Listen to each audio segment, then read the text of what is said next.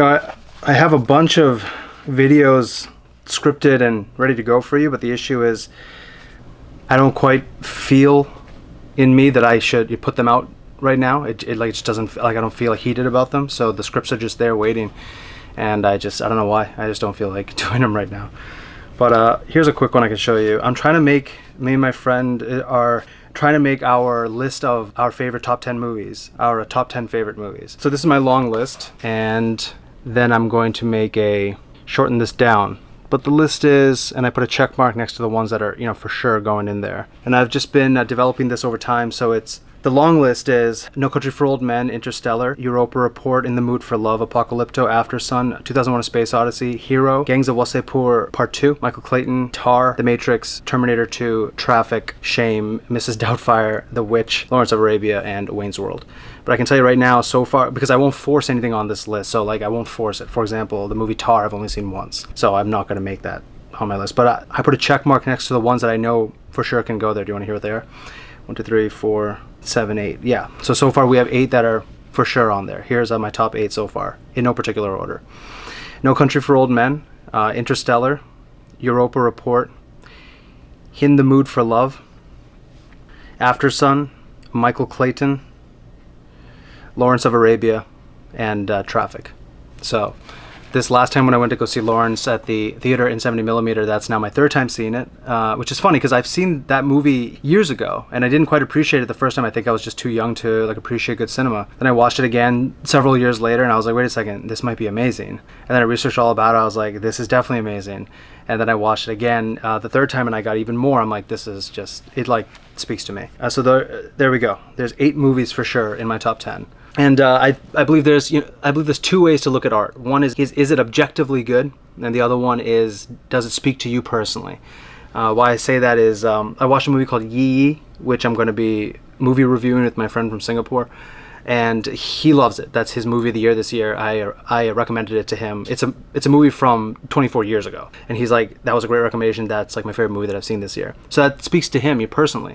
For me, I saw it and I was like, this isn't quite for me. But the section that did get me was there's a dinner scene with Mr. Ota from Japan and the lead protagonist from China. And I was suddenly captivated by that scene because that scene spoke to me what I was interested in at the time. So I think that's the other way to look at art, is like the Mona Lisa is objectively good. If you take an art class, they will show you why this is an amazing piece of art, but it just doesn't speak to me. It just doesn't speak to me personally. So out of these movies that I named, that I lost the page up for, I love the milieu of No Country for Old Men, The Hunter, the 1980s, the grittiness, the grime, the color, West Texas, all that stuff. I just love it. And spoiler, I love when there isn't quite a happy ending. So Interstellar is, I love space. Europa Report also because I love space, and that's a scientifically more realistic movie of how it would be like. In the Mood for Love just hit me like a ton of bricks. I did not expect that sort of cinema. The colors, the wardrobe, the movement, the faces, I did not expect that movie at all. Just every scene was interesting to me. Every shot was interesting, so that just was a very special experience. Aftersun speaks a lot to me and is why you make movies versus anything else. That is why you make cinema versus that being a book or a comic strip or something else, right? Michael Clayton, I just love that whole steely gray blue New York corporate world and just the honesty of that. I just love that. That's a sleeper pick for me that a lot of people don't know about.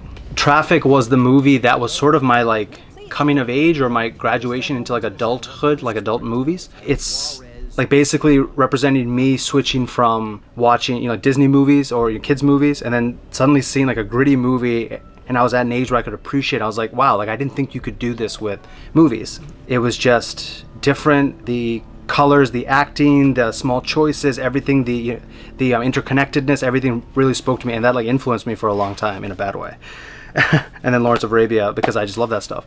I see myself in him and the identity conflict and just the colors and the milieu and the environment that they're in and the wartime and Western forces versus the geopolitics, international relations, all that stuff. I just loved it. Even the secret gay undertones that he might have been gay or asexual or anything. I just find that stuff so interesting, and I like just imagining him out there in the 1910s ish. I just like imagining him out there. I don't know why. So those are definitely my top 8. No Country for Old Men, Interstellar, Europa Report, In the Mood for Love, After Sun, Michael Clayton, Traffic, and Lawrence of Arabia. Let's see what rounds out my last 2. I think it's a pretty well-rounded list so far, right? All over the world, different times, all over the universe, different times, different levels of wealth, different everything. I think it's pretty good. I don't know. There you go. There's my top 10 movies. I'm not sure what to put. I don't want to do any of like my more serious scripts, so let's just bang these out for you. Like have a little bit of fun with something more light. I am interested to know what your top 10 favorite movies are. So I want to see. Yeah, I want to see what you think about all this as you grow up. All right. I love you and I love you. Bye.